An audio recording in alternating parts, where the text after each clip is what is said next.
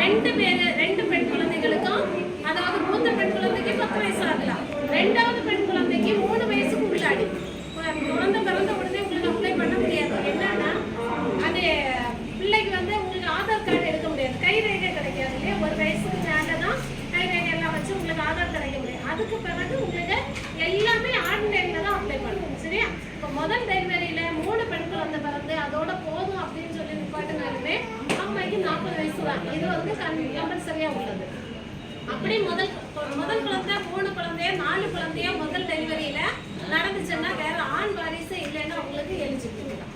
ஆனால் முதல் பிள்ளை 1 பிள்ளை, ரெண்டாவது டெலிவரியில் 3 பிள்ளை பிறந்தாலும் 4 பிள்ளைகளுக்கு என்ன செய்யும், 25 வச்சு போடுவாங்க.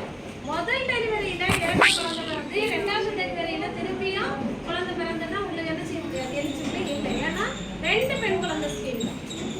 முதல் குழந்தை பிறக்கும் போது முதல்ல பிறந்து 1 பெண் பிள்ளை தான் பிறந்தது, ரெண்டாவது பிள்ளை 3 பிறந்துன்னு சொன்னா கூட கொடுப்பாங்க.